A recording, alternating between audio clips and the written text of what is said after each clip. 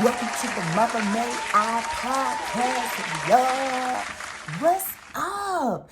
Okay, so this is episode 2. And now we finally get to meet our first real motherhood chat caller. She's calling in today. She on the line. We about to get into some real motherhood shit. I'm so excited. Okay, so let me just read. It says she's a 28-year-old mom who says that she is tired of the bullshit with her ex and she's ready to break it off. We about to hear about her story in just a minute, right? But first, have you joined the Motherhood Circle? Connect with like-minded women who are also on the path towards reclaiming their time back and identifying what their purpose is outside of motherhood. Meet us in the Motherhood Circle. You ready to have a real motherhood chat? Hey, what's up? First of all, I want to give a shout out to everybody over on the west side. What's up, baby?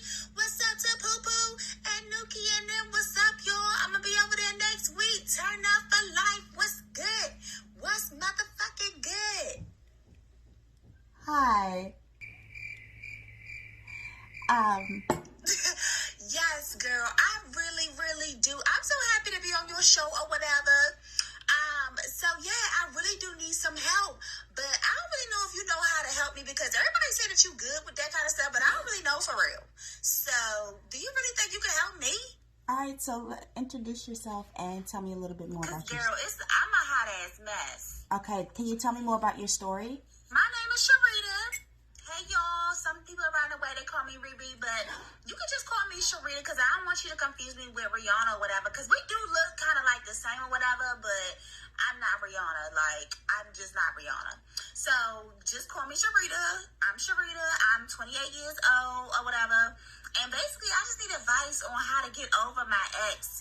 Girl, let me just tell you, like, we used to have so much fun together.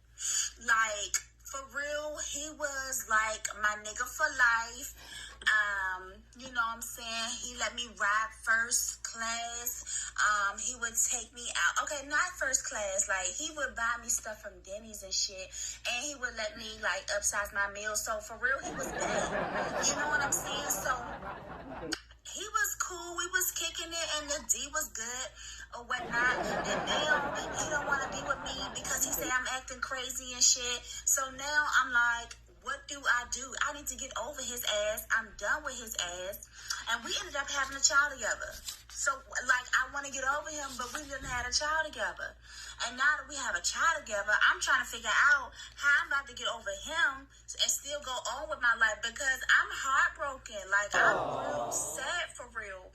And I don't even cry like that because that's not how the fuck I get down. You know what I'm saying? But I'm sad. Like, I really do want him, but I know I can't be with him because for real, I'm trying to get my life together. You know what I'm saying? So, what you think?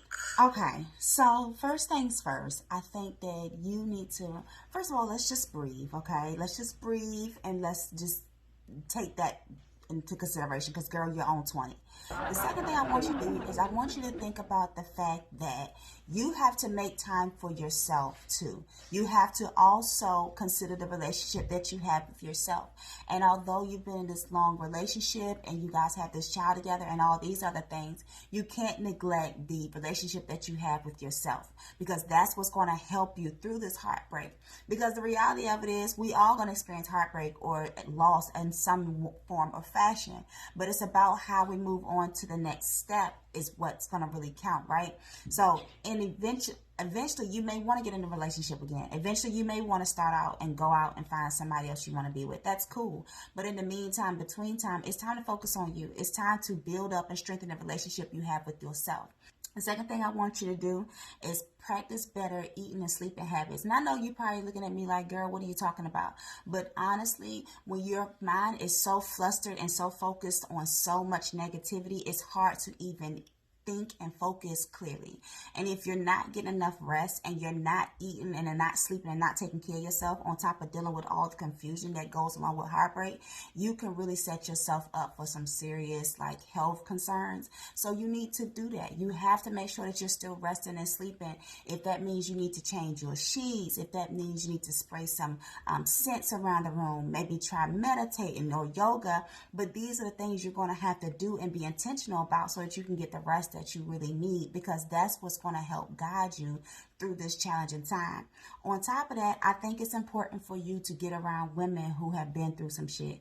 Not the type who say they've been through some stuff and ain't really been in nothing for real, but the women who've really been through some stuff and overcame it and now looking to continue to grow and become better people. I would suggest you go to Facebook and join the Motherhood Circle, because that's a community I specifically built for women who are trying to climb higher in life, who want to reach their purpose outside of motherhood. They want to be great moms. They want to show up as great moms, but they also believe that there's a bigger purpose for themselves. And so when you're a community with women who are already on that mind frame and already on that wave, it's easier for you to feel like you're in a safe space and you can grow and be a better person because you're around like-minded people.